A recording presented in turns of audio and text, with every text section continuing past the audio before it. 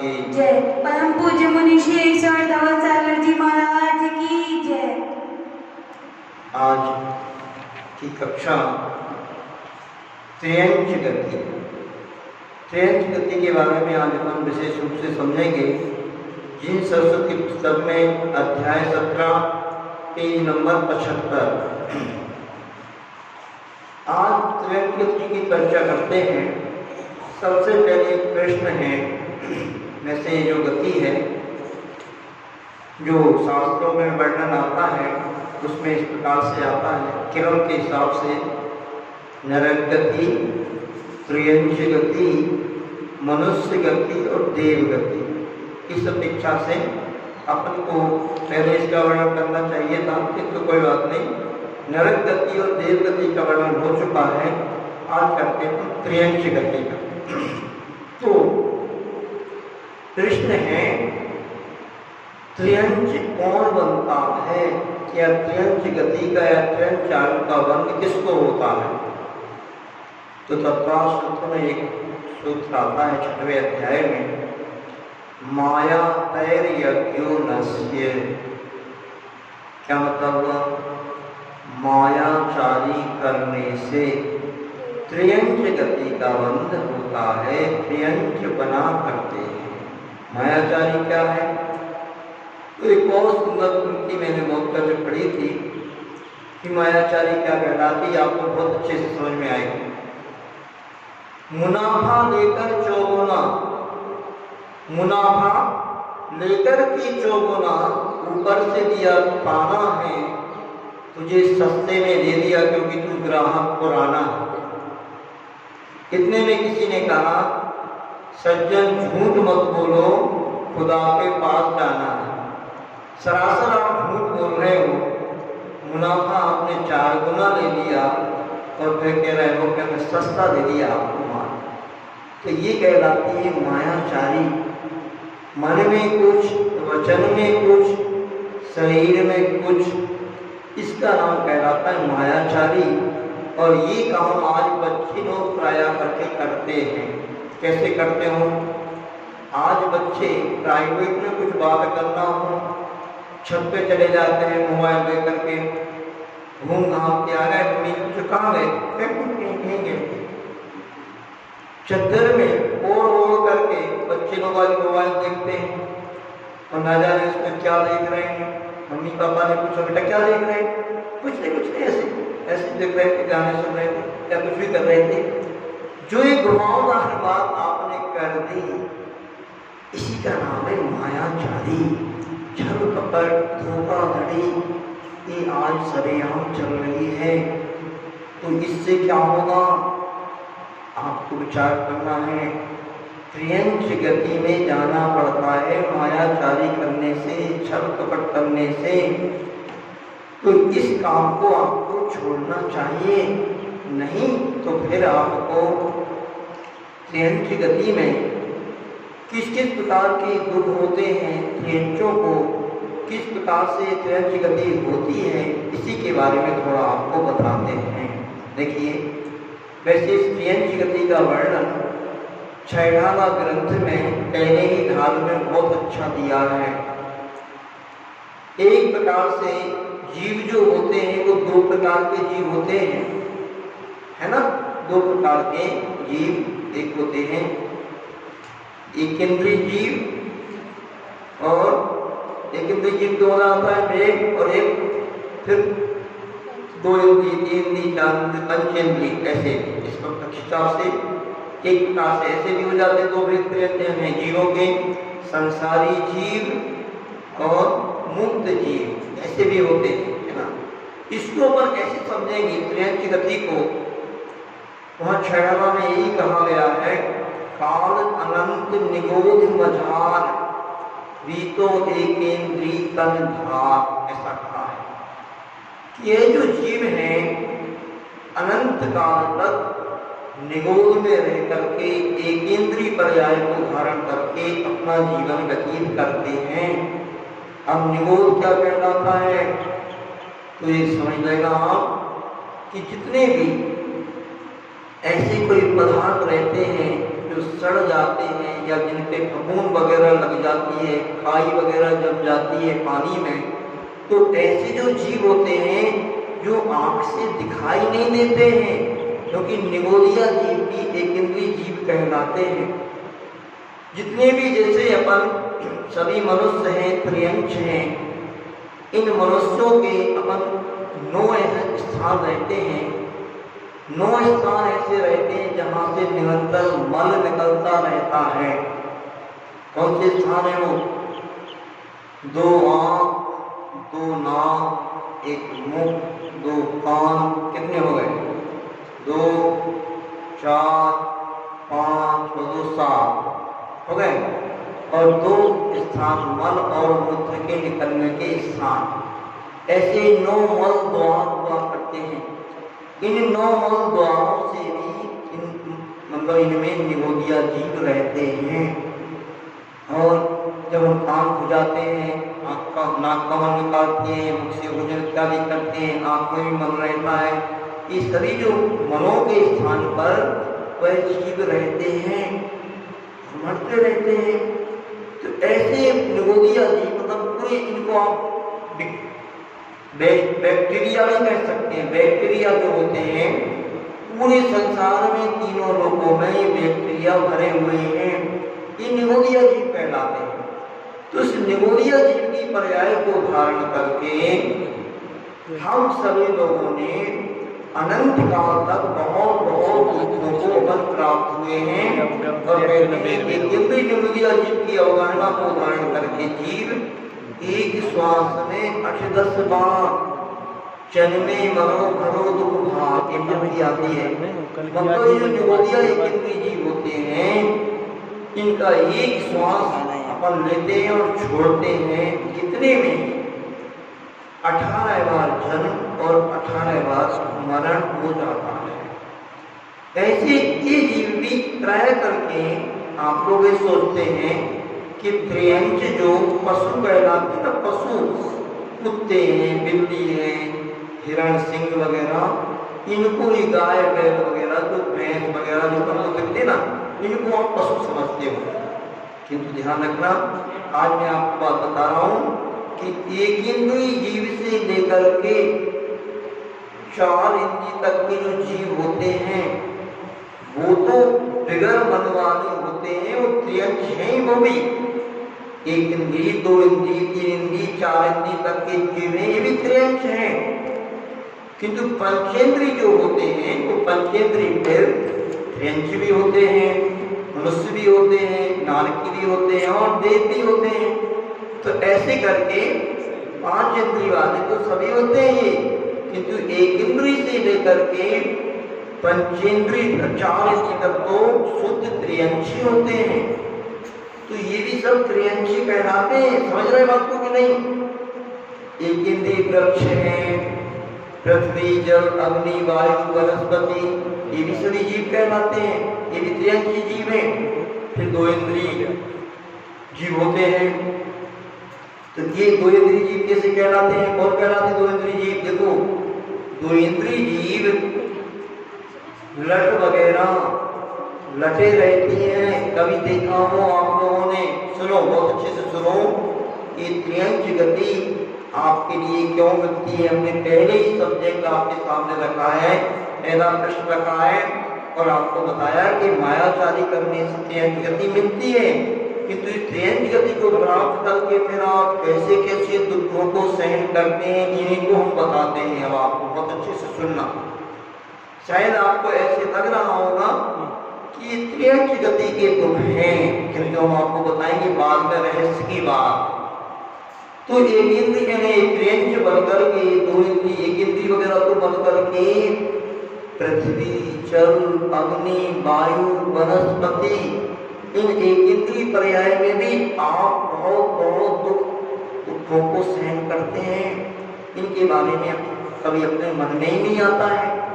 ये मन में नहीं बात आती है, पर कोई जानकारी भी नहीं होगी कि पृथ्वी भी जीव है, ये जल भी जीव है, अग्नि भी जीव है, वायु भी जीव है, वनस्पति जीव है। ये तो अपने मन में ही भाव नहीं आता। ये पंखा चल रहा है, कूलर चलता है, एसी चलता है, ऐसे अपन को लगता है कि कोई जीवों की हिंसा हो रही, क्योंकि पंखा वगैरह में, एसी कूलर वगैरह में तो ध्यान रखना एक इंद्रिय जीव की भी हिंसा है, कूलर वगैरह में तो दृश्य जीव की भी हिंसा है, और एसी में तो पंचेंद्रिय त्रिनेत्रों की भी हिंसा है। ये ध्यान रखना, क्योंकि ये सब बिजली से बस चलते हैं, और जब बिजली बनती है। एक बार बचा दो, विषय कौन सा चल रहा है? हाँ, विषय चल रहा है। देखो, मैं पहले आपको कहा था, शायद आप नहीं सुन पाएंगे। आज विषय चल रहा है त्रियंश गति की, जिन सरस्वती पुस्तक में अध्याय 17 पेज नंबर 75 आप निकाल लें, और इस पूरे अध्याय को आप पढ़ना बहुत अच्छे से, इसमें भी बहुत अच्छा वर्णन दिया है। तो मैं आपसे कह रहा था कि इन पृथ्वी, जल, अग्नि, वायु, वनस्पति को तो अपन जीव ही नहीं समझते हैं। अभी तक विज्ञान भी नहीं समझता था, किंतु विज्ञान ने भी अब सिद्ध कर दिया है कि जो वनस्पति वगैरह है, इनमें भी जीवत्व होता है। किसी वृक्ष का आप पत्ता तोड़ते हैं तो उसको कष्ट होता है, वृक्ष को काटा जाता है तो उसको कष्ट होता है। पृथ्वी पर आप चलते हैं तो इस पृथ्वी में रहने वाले जो जीव हैं उनको भी कष्ट होता है। अग्नि जलाते हैं तो अग्निकारी जीवों को न मतलब कष्ट होता है, तो घात होता है।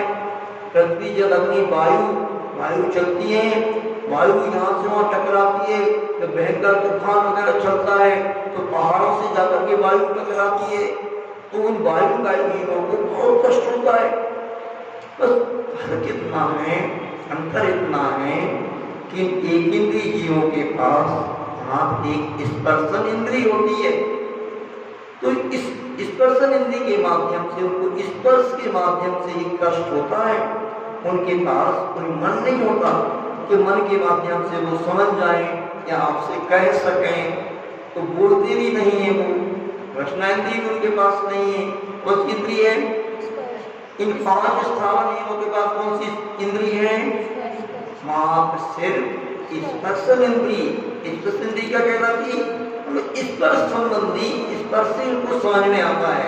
जैसे एक इंद्रिय वायु का एक जीव जाकर के किसी बड़ी चट्टान से टकराया, और वायु से, तूफान से वायु आती है, और वायु आकर के किसी पर्वत से जाकर के टकरा गई, पत्थर से जाकर टकरा गई, तो वह एक इंद्रिय जीव चकनाचूर हो जाता है, उसको कष्ट होता है। किंतु ये अपन जानते ही नहीं, इसके बारे में आपको जानकारी नहीं।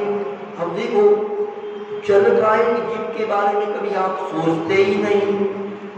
बाल्टियों बाल्टियों पानी से नहाते हैं, नल के नीचे ही आप बैठ जाते हैं, हिल स्टेशन पर जाकर के नदी वगैरह में, झरने वगैरह पर आप नहाते हैं, तो आपको ऐसे लगता है कि हम एक जीवों को, जलगाय जीवों को मार रहे हैं, हम जलगाय जीवों की हिंसा कर रहे हैं। आपको ऐसा लगता है? लगता ही नहीं। इसको अपन जीव हिंसा समझते ही नहीं। तो नहीं, विज्ञान ने भी सिद्ध कर दिया है। जैन सिद्धांत में तो कहा गया है एक बूंद भी अनछने जल में, ये विज्ञान ने भी सिद्ध किया, 36,450 जीव होते हैं एक बूंद अनछने जल में। जबकि जैन सिद्धांत कहता है कि एक बूंद अनछने जल में भी असंख्यात जीव होते हैं।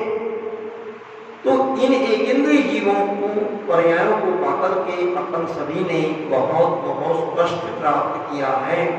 इन सब पर्यायों को अपन ने भी एक बार नहीं, 2 बार नहीं, अनंतों बार हम सभी, हम भी उसमें शामिल हैं। ऐसा नहीं कि हम कोई अलग हैं।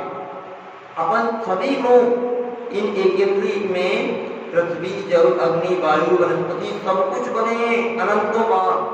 उन कष्टों को हमने भोगा है। फिर 2 इंद्रिय की बात आती है। देखो, 2 इंद्रिय लट वगैरह होती हैं। लट क्या कहलाती हैं? वो ऐसे जीव चलने लगते हैं, आटे में हो जाते हैं, मसालों में हो जाते हैं। और इसका साक्षात उदाहरण यदि कभी किसी को देखना है तो जो नालियां बहती हैं, नालियां जहाँ गटर का पानी होता है, जहाँ से गटर का पानी बहता है, जो नालियां रहती हैं, इस पर भैया सुनो अच्छे से, उस गटर में जाकर के देखना कि जो लटें पड़ जाती हैं, और जब नहाने का, धोने का, कपड़े वगैरह धोने का, सर्फ एक्सल वगैरह से कपड़े धोते हैं, क्षार युक्त ये जो जल जाता है उन नालियों में, तो ऐसे बिलबिलाते हुए वो सारे जीव मर जाते हैं। तो जीवों को कितना कष्ट होता है आप समझ सकते हो। आपके लिए आपके ऊपर उबलता हुआ पानी डाल दिया जाए और खोलता हुआ, तो आपकी क्या दशा होगी। अच्छा, नमक मिर्ची का पानी या बहुत तीखा पानी आपके ऊपर डाल दिया जाए, आपकी क्या दशा होगी, कल्पना कर सकते हो। क्यों? अच्छा, बहुत तेज वाला पानी आपके ऊपर डाल दिया जाए तो क्या होगा, आपकी चौड़ी चौड़ी उधर जाएंगे ना, जल रहा होंगे आप। तो ऐसे ही बहुत तीखा पानी, जो सर्फ एक्सल का पानी होता है जिससे अपन कपड़े वगैरह धोते हैं, साबुन का पानी होता है, शैम्पू का जो पानी होता है, इतना तीखा होता है, तो नालियों में जाता है तो वो सारे लट वगैरह जो रहते हैं वो ऐसे बिलबिलाते हुए सब खाल के गाल में चले जाते हैं। वो भी जीव हैं। चींटियां रहती हैं, अपन चींटियों के लिए क्या करते हैं, देख के चलते ही नहीं अपन तो, कहीं कहीं कोई मीठा वगैरह पड़ा हो, जिससे बहुत अच्छी उदाहरण आपको समझ में आ सकता है। मंदिर में जो आप चिटक चढ़ाते हैं, किसमिस वगैरह चढ़ाते हैं, और वो गलती से भी अगर कहीं इधर उधर गिर गई तो एक चिटक के आश्रित भी 100 सैकड़ों चींटियां आ जाती हैं। तो आपको इस बात से ये भी शिक्षा लेना है सभी लोगों को कि मंदिर में आप पूजन करते हैं, महाराज जी की पूजन करते हैं, उस समय आपको क्या ध्यान रखना, थाली जो चढ़ाने की रहती है उससे बाहर द्रव्य सामग्री ना गिरे। अभी एक दिन हम रास्ते में जा रहे थे, हमने देखा एक छोटी सी कोई चीटक पड़ी हुई थी, उसकी आग से सैकड़ों चींटियां थी। तो हमारी दृष्टि पड़ गई, तो हमने उस पीछे से उस चीटक के टुकड़े को अलग किया, वो चींटी इधर उधर हो गई। नहीं तो कोई आप भी देख के चलते हो, मुनि महाराज चलते हैं देख करके, ईलिया समिति से मुनि महाराज कैसे चलते जानते हो, 4 हाथ आगे की भूमि को देख करके चलते हैं मुनि महाराज। किंतु आपको बड़ी देखकर चलते हो, सामने भी देख के चलते हो, तो आपका तो ये भाव नहीं रहता है कि यहाँ जीव होंगे वो बच जाए, इसी मन में भाव रहता आपका, चलते नहीं आप देख करके। तो ऐसी सैकड़ों चींटियों के ऊपर पैर रख देते हैं आप, तो सारी चींटियां मर जाती हैं। हमने देखा गांव में जब रहते थे, जब लकड़ी के पलंग वगैरह हुआ करते थे, उनमें खटमल हो जाते थे। खटमल 3 इंद्रिय जीव कहलाता है। तो उन खटमलों को मारने के लिए जब ज्ञान नहीं था कुछ भी, जैसे मिट्टी का तेल डाल दिया जाता था या कोई चीज डाल दी जाती थी, तो सब मर जाते थे। ऐसे एक जगह की मैं आपको बात बता रहा हूँ, कैसे जीवों को हम हिंसा करते रहते हैं और ये समझते हैं कि इन जीवों की हिंसा हो रही है, किंतु उस समय हमारे मन में ये भाव नहीं आता है कि कभी हम भी ये जीव बने हैं। एक जगह हम लोग जब इधर राजस्थान की ओर आ रहे थे, धार से हम लोगों ने बिहार किया, 3 मुनि महाराजों ने। धार, इंदौर के पास धार है, तो वहां से हम लोग थानला की ओर बिहार कर रहे थे। तो रास्ते में देखा कि लाखों की संख्या में जो वो गिजाई होती है ना, गिजाई एक ऊपर एक चढ़ जाती है, ऐसे ऐसे करके चढ़ती है, बहुत सारे पैर जिसके होते हैं, समझ में आ रहा था। कुछ ऐसे जीव होते हैं जिनके बहुत सारे पैर होते हैं और वो ऐसे ऐसे करके चलती हैं, कभी कभी एक के ऊपर 2 भी चढ़ जाती हैं, ऐसे भी होते हैं। तो वो जीव लाखों की संख्या में चल रहे थे रोड पर। तो जब ट्रक आता था, कोई गाड़ी आती थी, तो सारे दब जाते थे, ऐसे मर जाते हैं। सोचो, हम लोग तो मुनि महाराज थे, तो उनको एक एक देख देख करके हम लोग चल रहे थे। बाकी श्रावक आप रहते हैं, बड़े बड़े ट्रक निकल रहे हैं, गाड़ियां निकल रही हैं, सारे जीव मर जाते थे। ऐसे स्त्रियंच गति में बहुत दुख होते हैं, है ना। ऐसे आप देखते हैं, शंभीशिखर जी की यात्रा के लिए आप जाते हैं, जो भी श्रावक जाते हैं, वहां पर सीढ़ रहती है, थोड़ा सा नमी रहती है, तो वहां पर रात्रि में आपको कुछ दिखता नहीं, ट्राई करके पर रात्रि में ही जाते हैं, तो वहां पर कितने केचुए, जब आप रात्रि में 4 बजे निकल जाते हैं समय करने की यात्रा के लिए, और जब धीरे धीरे ऊपर पहुंचते हैं गौतम नगर के टॉप के करीब, तो थोड़ा सवेरा हो जाता है। वहां देखो लाखों की संख्या में केचुए आप लोगों के पैरों के नीचे आ जाते हैं, दबकर के मर जाते हैं।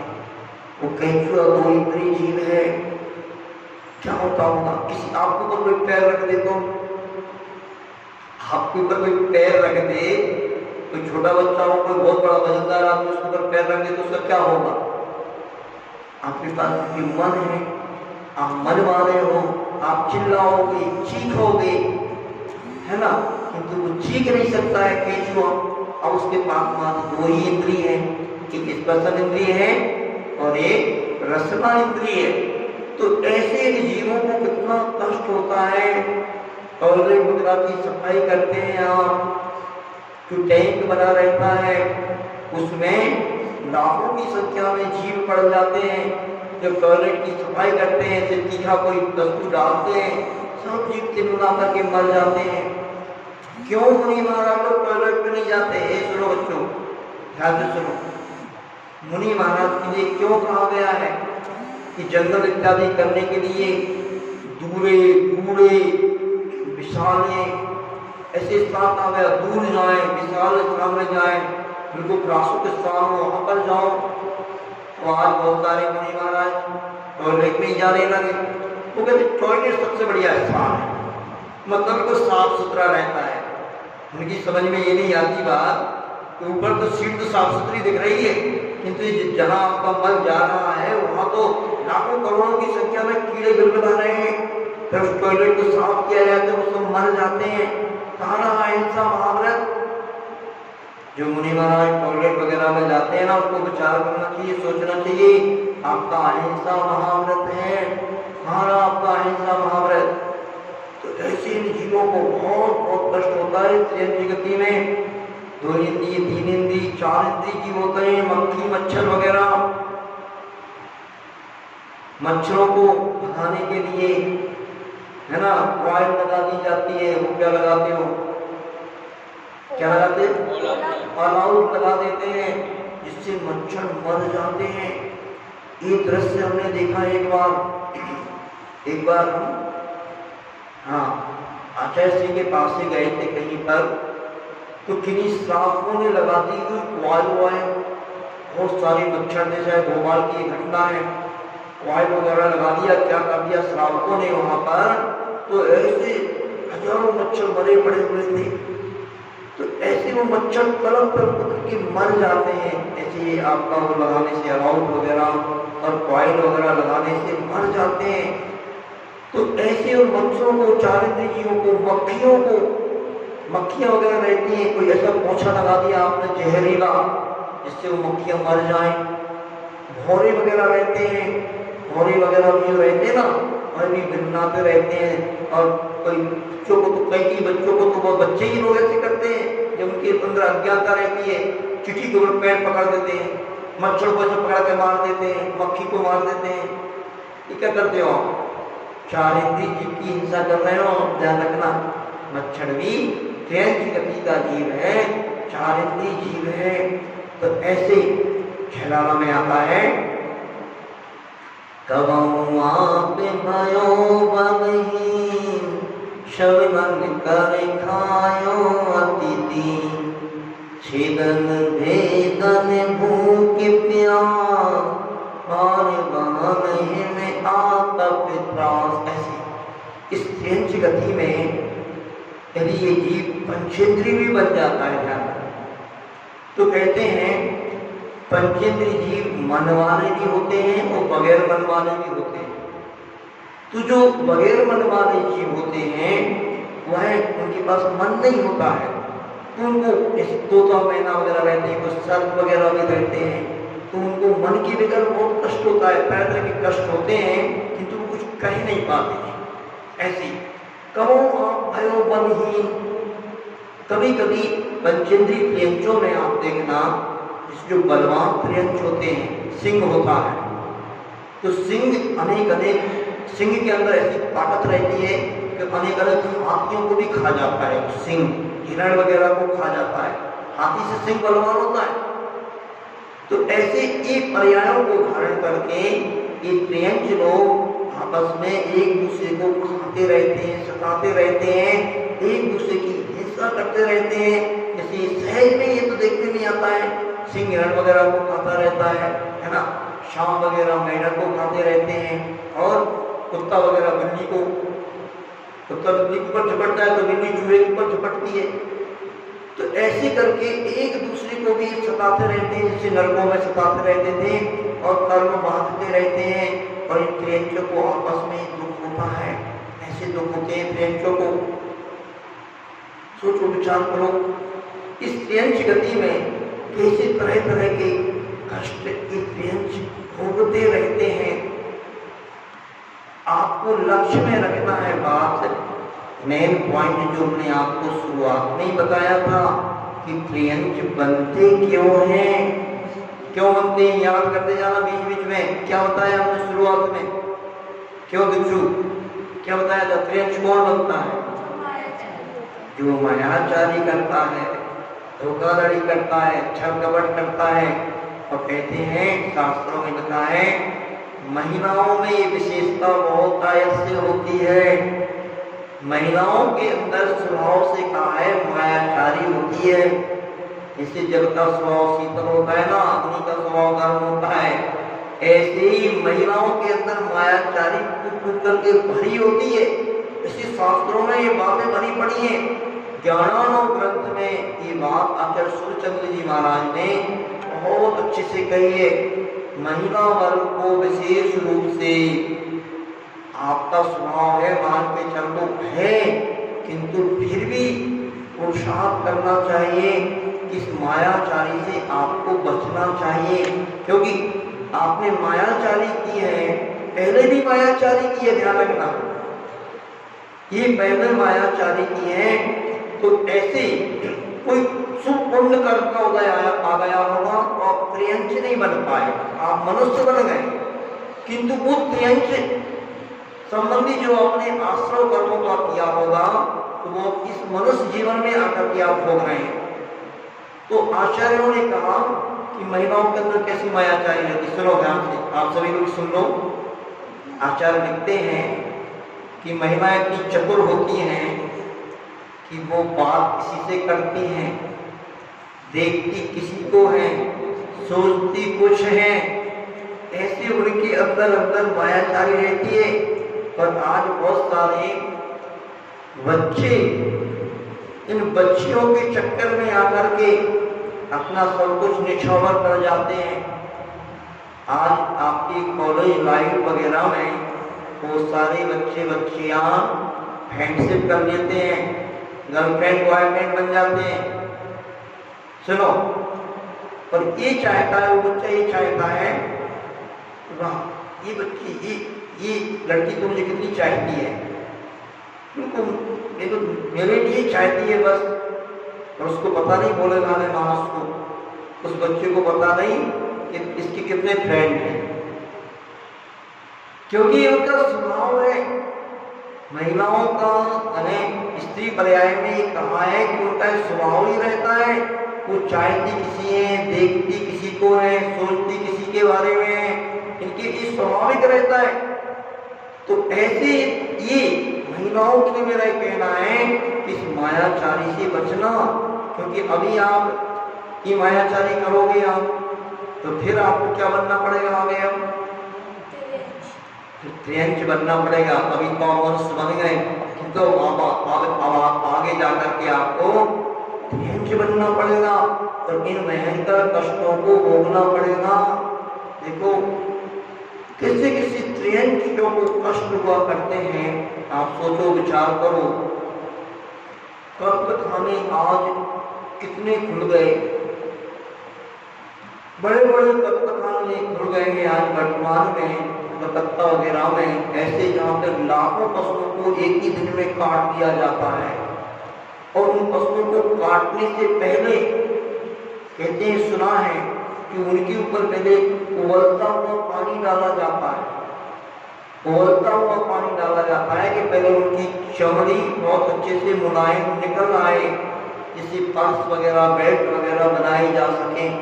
तो पहले उबला हुआ उनके ऊपर पानी छिड़का जाता है, पानी डाला जाता है, फिर उनको काटा जाता है। सोचो कैसी उनकी दशा होती होगी।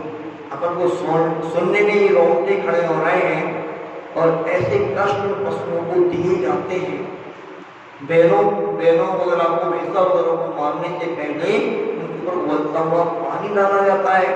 और यदि हम लोग ऐसे बुरी तरह से पशुओं को मारा जाता है कत्लखानों में, और हम यदि चमड़े की वस्तुएं यूज कर रहे हैं, ध्यान रखना, हम चमड़े के जूते पहन रहे हैं, बेल्ट पहन रहे हैं, पर्स वगैरह यूज कर रहे हैं, तो उन पशुओं को मारने का श्रेय आपको भी जाएगा।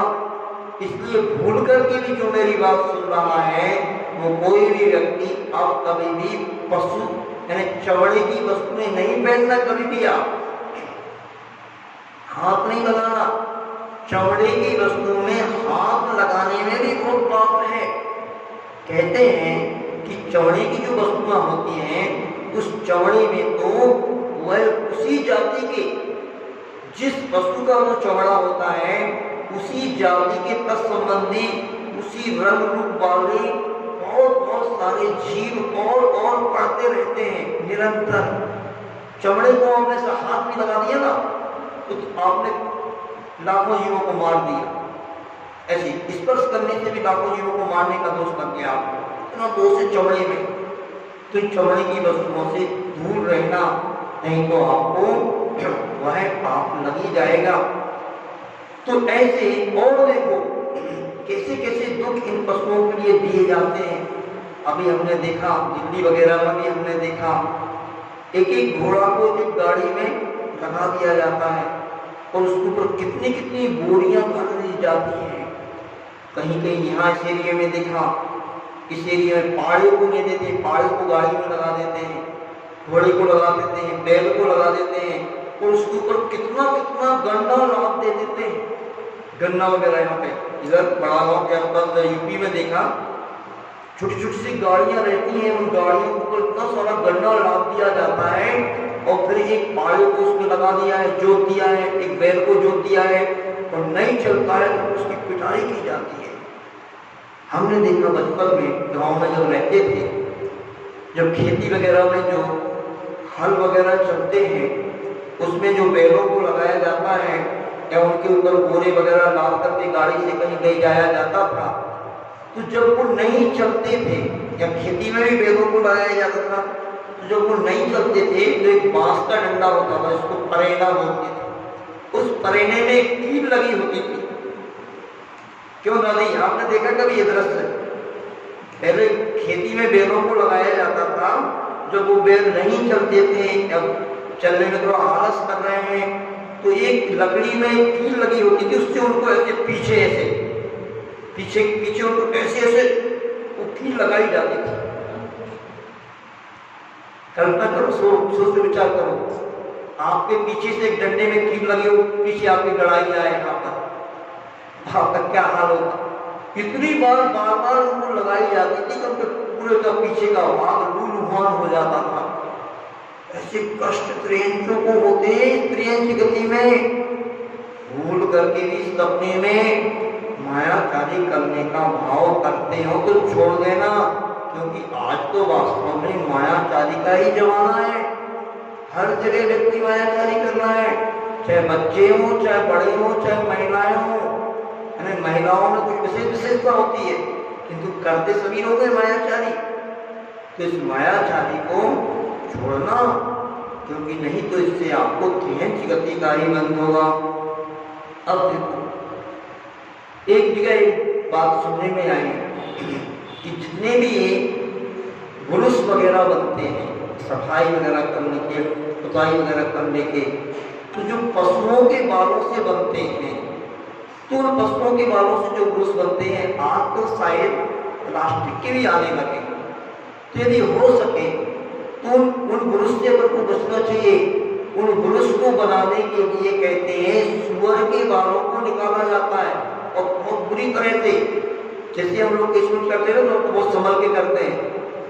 हम समझ के करते हैं कि इसमें पे थोड़ा बहुत कष्ट तो होता है, ऐसी बात नहीं है, किंतु सुअर के बालों को तो ऐसे नोचा जाता है पकड़ पकड़ के ऐसा। आपके बाल नोचे तो क्या होता? क्यों बिच्छू? आपके केसनोच पंचमुष्टि केसनोच कर दिए जाए, मतलब ऐसे उनको पकड़ करके ऐसे निकाल दिए जाए, तिलमिला जाओगे, एक बाल को भी निकालने में समझ में आ जाता है। तो यानी ऐसे सुअर वगैरह के बालों को नोच नोच करके निकाला जाता है, उनसे बुर्स वगैरह बनते हैं। ऐसे तरह तरह से कष्ट इस त्रियंच गति में हम सभी के लिए मिलते हैं। देखो कभी वो दृश्य देखो आप, आज तो वर्तमान में ऐसा वातावरण बनता जा रहा है कि लोग नॉनवेज खाने के भी बहुत आदी हो रहे हैं, तो अंडा खा जाते हैं। अंडा क्या है? आज बहुत सारे लोग कहने लगे कि अंडा तो शाकाहारी होता है। कभी देखा किसी पेड़ पर लटका हुआ अंडा है? मतलब जैसे कृत्रिम गर्भाधान से, यानी कृत्रिम गर्भाधान होता ना एक, जिसमें जो सांड वगैरह रहते हैं उनका जो वीर वगैरह होता है वो निकाल दिया जाता है, तो कृत्रिम साधन के माध्यम से गाय वगैरह को दिया जाता है, जिससे बछड़ा हो जाता है। ऐसी पोल्ट्री फार्म वगैरह जो बन गए ना, उनमें तरह तरह के ऐसी प्रक्रियाओं से यदि मुर्गी वगैरह अंडे वगैरह बनते हैं, तो ऐसा नहीं कभी के वो कोई अंडे वगैरह कहीं पेड़ जैसे लटक रहे हो। अंडा जो होता है क्या होता है? सुनो, अंडा अपने आप में नॉनवेज है, कभी शाकाहारी हो नहीं सकता है, क्योंकि मनुष्य की उत्पत्ति या किसी पशु की उत्पत्ति रज और वीर के बगैर नहीं होती। वो मलमूत्र है, मल है, एक मल का ही लौथड़ा है अंडा, क्योंकि उस अंडे से ही मुर्गी बनती है, उस अंडे में से मुर्गी निकलती है, तो अंडा कभी शाकाहारी नहीं हो सकता। आजकल तो सब्जी भाजी की तरह पशुओं को काटा जा रहा है, बड़े बड़े पोल्ट्री फार्म वगैरह बन गए, और उनको सरकार को भी सोचना चाहिए। सरकार ने इनको कृषि के अंतर्गत ले लिया, पशुपालन वगैरह को भी उन्होंने कृषि के अंतर्गत ले लिया, और बड़े बड़े पोल्ट्री फार्म वगैरह पर जो मुर्गी पालन वगैरह चलते हैं उनको उद्योग के अंदर ले लिया। क्या हो रहा है? बड़े बड़े भरे के बड़े ट्रक जाते हैं, अपन देखते हैं मुर्गियों वगैरह के, और कैसी उनकी दशा होती होगी, कैसे उनकी गर्दन पर छुरी चलाई जाती है और उनके हाथ पैरों को काटा जाता होगा, कैसे उनको किस तरह से उनके बारे में कल्पना करो, किस किस कष्ट इन पशुओं को होता है।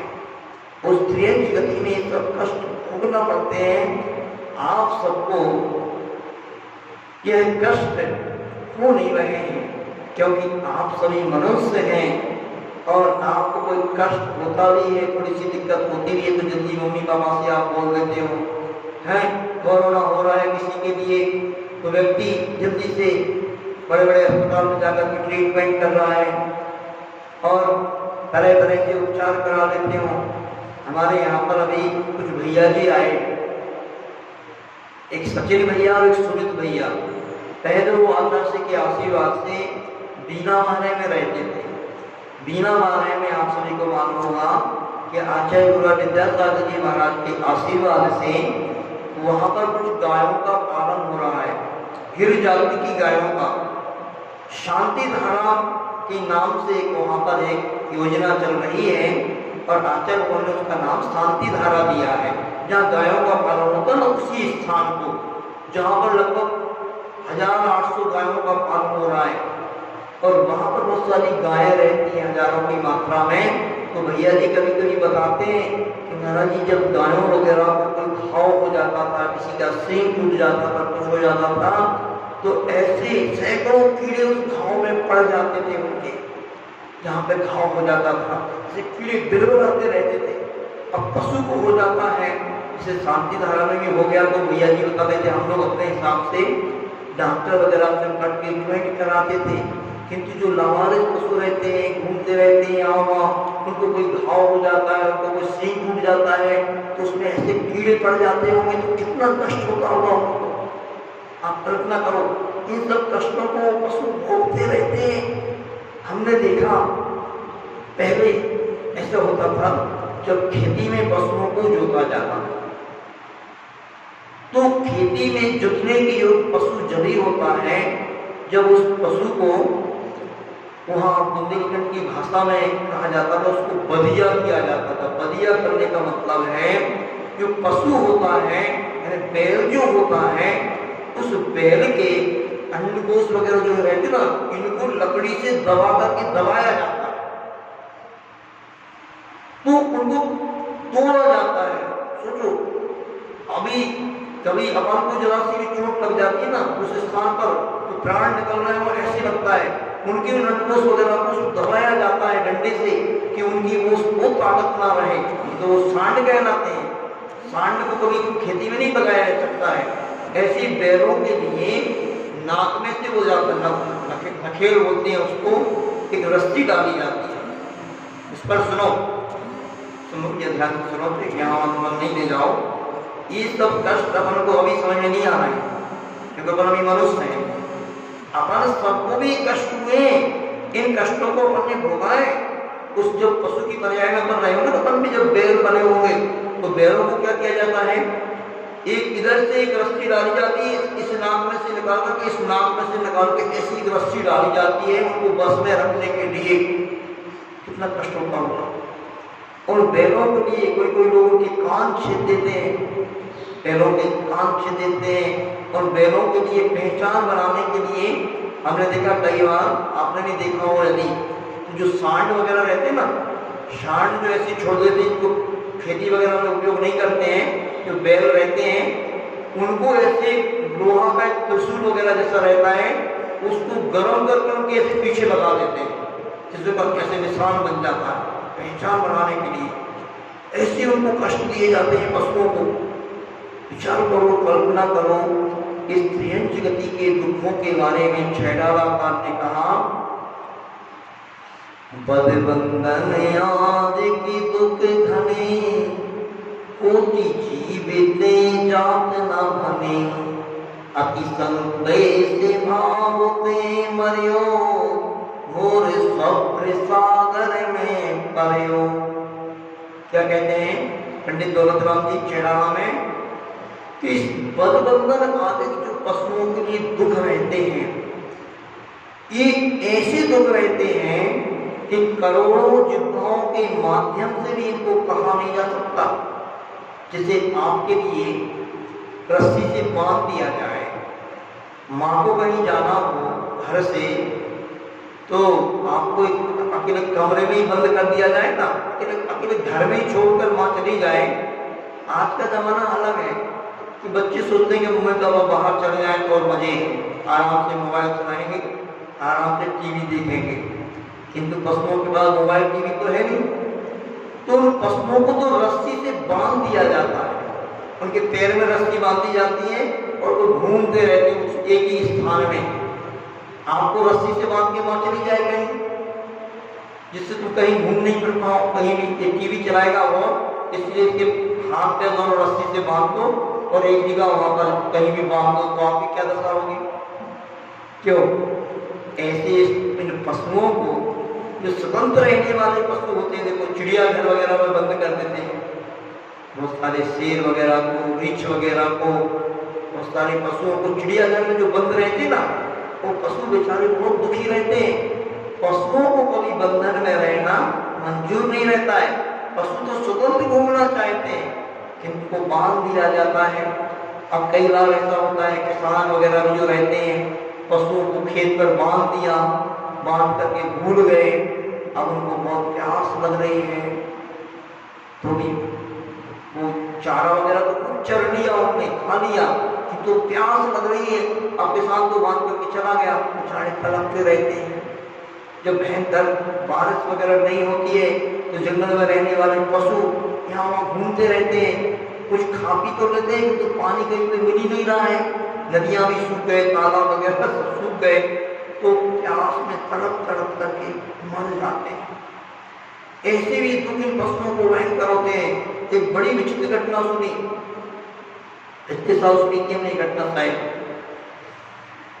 ये अमरकंटक के पास डिंडोरी है, वहाँ पर अमरकंटक और डिंडोरी उस पूरे एरिया में एमपी में स्थान है, भयंकर जंगल है।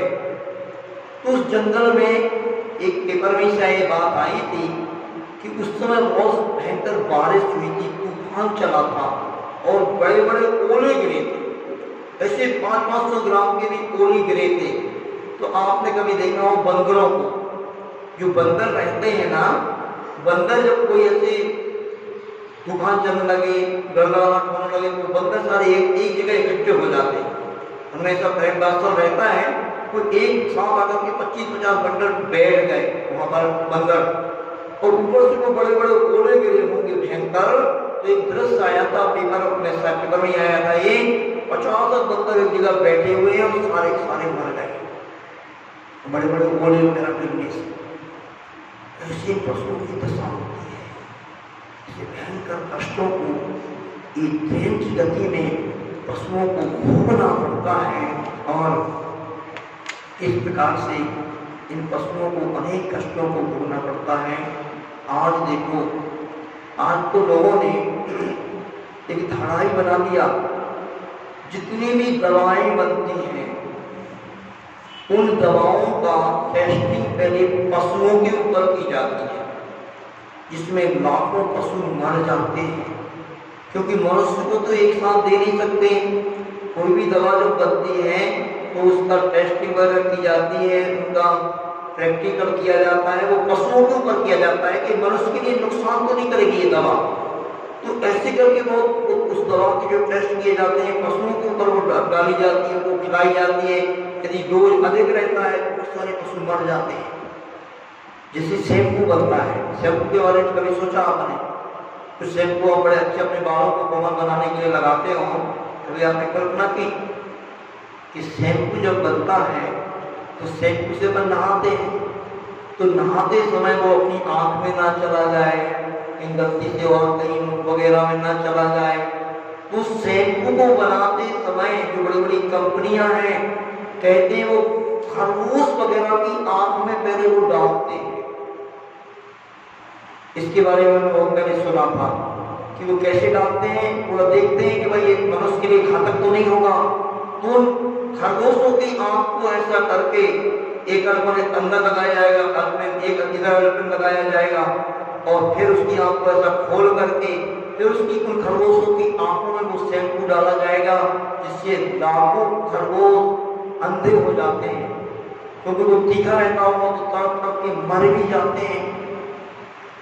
ऐसे पशुओं की हिंसा की जा रही है आज वर्तमान में। तो ऐसे ऐसे कष्ट इन पशुओं को होता है। घोड़ों के अंदर क्या होता है?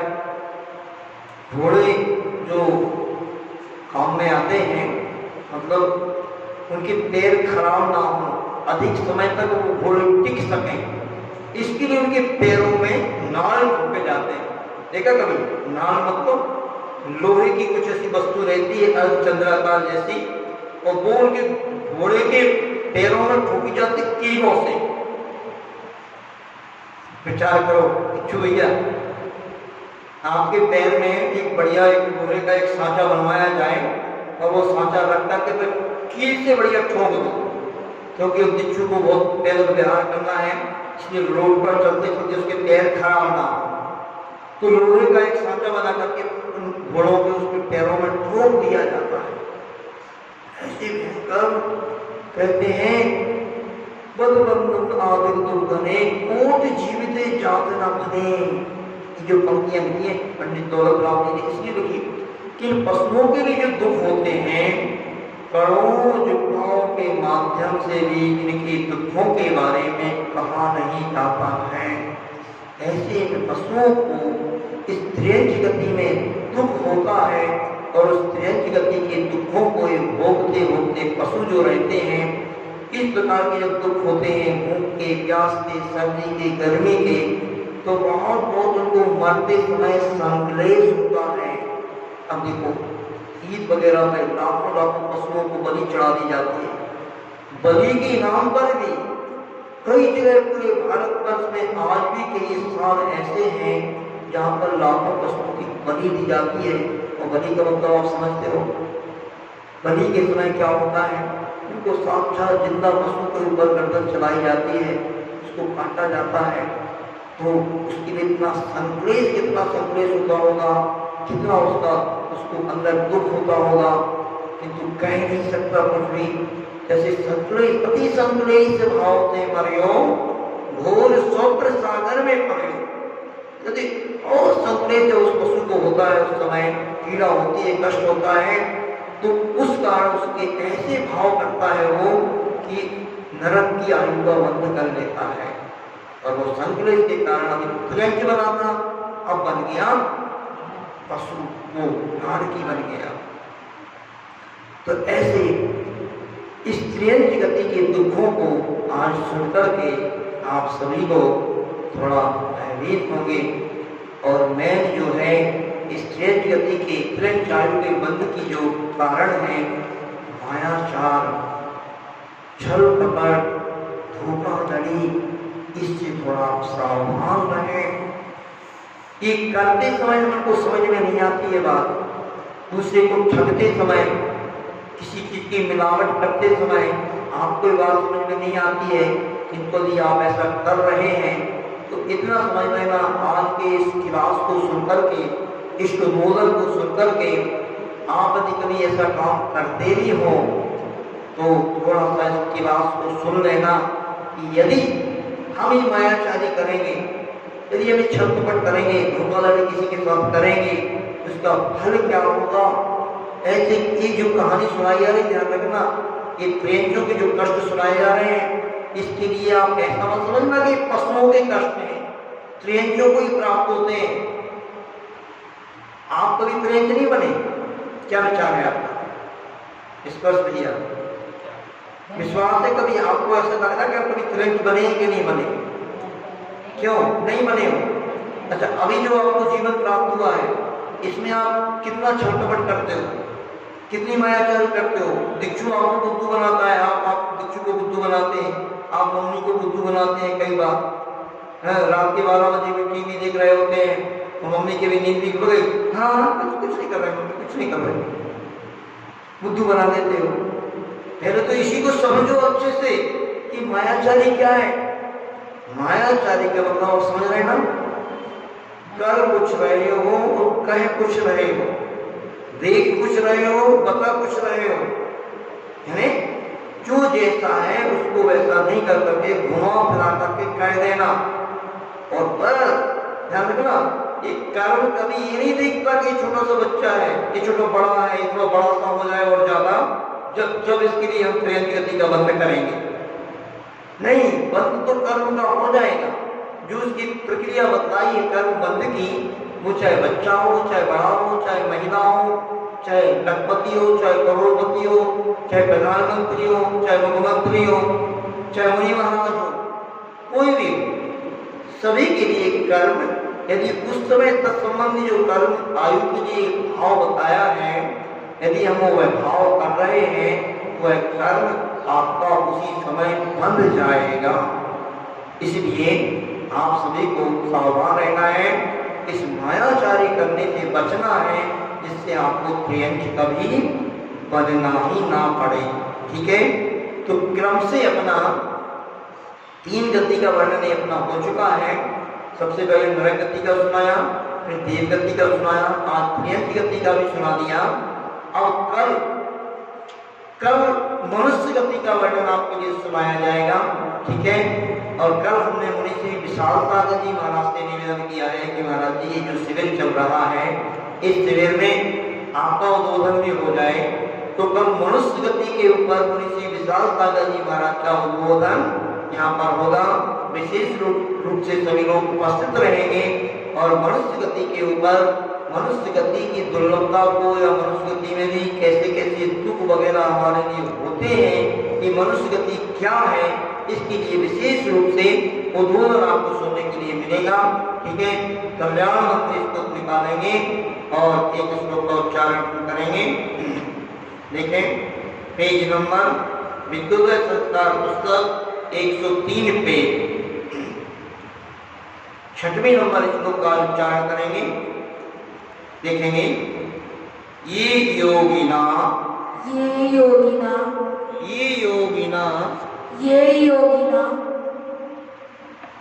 ये योगिना ये योगिना मपि अपि नयान्ति नयान्ति गुणास्तवेश गुणास्तवेश वक्तुं वक्तुं कथं कथं भवति भवति तेषु तेषु ममाव ममावकाशः आशः जाता जाता तदेव तदेव मसमीक्षित मसमीक्षित कारितेयं कारितेयं जल्पन्ति जल्पन्ति वा वा निजगिरा निजगिरा ननु ननु पक्षिणोऽपि पक्षिणोऽपि योगिनामपि नयान्ति गुणास्तवेश ये योगिनामपि नयान्ति गुणास्तवेश वक्तुं कथं भवति तेषु ममावकाशः वक्तुं कथं भवति तेषु ममावकाशः जाता तदेवमसमीक्षितकारितेयं जाता तदेवमसमीक्षितकारितेयं जल्पन्ति वा निजगिरा ननु पक्षिणोऽपि जल्पन्ति वा निजगिरा ननु पक्षिणोऽपि। चलिए बड़े बाबा की जाप अनुवाद करेंगे। सभी लोग आँख बंद कर लेंगे और अपने ही स्थान पर आसन लगा के बैठ जाएंगे। कुंडलपुर के बड़े बाबा को याद करते हुए इस मंत्र का उच्चारण करेंगे। ओम ह्रीं श्रीं क्लीं ऐं बड़े बाबा हरिहं नमः।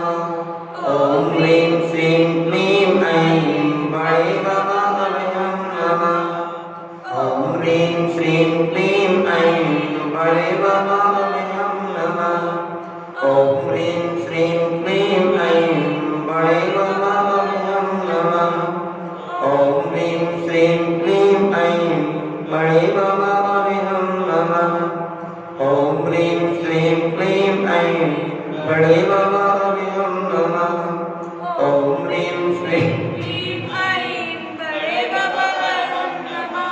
ओम ह्रीं श्रीं क्लीं ऐं बड़े बाबा हरिहं नमः। बड़े बाबा हरिहं नमः। छोटे बाबा नमो नमः। ओम ह्रीं श्रीं क्लीं ऐं बड़े बाबा हरिहं नमः। पूरे कुंडलपुर के बड़े बाबा की जय। कल तैयार रहेंगे परम पूज्य मुनि श्री धवल सागर जी महाराज की जय। क्योंकि आप सभी मनुष्य हैं और मनुष्य आप कैसे बने हैं, कितनी दुर्लभता से मनुष्य जीवन आपके लिए मिला है और इस दुर्लभता से मनुष्य जीवन को प्राप्त करके आप क्या करें कि आप या तो हो सके तो आप कुछ ऐसा करें कि आप देव बन सके और देव ना बन सके तो कम से कम नरक और त्रेंच में तो ना जाएं, आपको पुनः ही मनुष्य गति ही प्राप्त हो, क्योंकि इस मनुष्य गति से ही अपन अपना कल्याण कर सकते हैं। इसकी महत्ता के ऊपर विशेष रूप से कल पूज्य मुनि जी विशाल सागर जी महाराज का उद्बोधन 3:30 बजे से यहाँ पर विद्युदय इस शिविर में होगा। बोले आचार्य गुरु विद्यासागर जी महाराज की जय। एक बार जरूर कहना चाहेंगे, सभी बच्चे हमारी बात हो चुकी है कि आपका पेपर कैसे होगा। ये 10 दिन का पूरा शिविर होने के बाद आपके लिए 1-2 दिन का समय तैयारी के लिए दिया जाएगा। फिर सभी को पेपर दिया जाएगा, सभी का ऑब्जेक्टिव पेपर आएगा। आपको सिर्फ निशान लगाना है, किंतु जो पाठ पढ़ाए जा रहे हैं इन्हीं पाठों में से और जो हमने उद्बोधन दिया है उस उद्बोधन में से आपका पेपर तैयार होगा। आप सभी को तैयार रहना है अच्छे से। उसके बाद आकर्षक पुरस्कार भी मिलेगा। जो फर्स्ट सेकंड थर्ड आएंगे तो ध्यान रखना, दिल्ली वालों का मामला है, दिल्ली वाले बढ़िया ही पुरस्कार देते हैं, इसलिए परीक्षा देने से चूकना भी नहीं है। आप सभी को याद होगा ऋषभ बिहार में जब शिविर लगा था तो बढ़िया अच्छा वाला टाली बैग दिया था दिल्ली वालों ने, ऋषभ बिहार वालों ने, है ना, दिया था, याद है। तो ऐसे ही दिल्ली वाले तो बढ़िया ही पुरस्कार आपके लिए देंगे और इसलिए आप तैयारी करें। सभी लोग इस पाठों का अध्ययन करें और जो उद्बोधन है उसको भी बार बार सुन करके आप अच्छे से तैयारी करेंगे और पेपर की तैयारी करना आप प्रारंभ कर दीजिए। ठीक है। ओम शांति 9 बार नमस्कार करेंगे।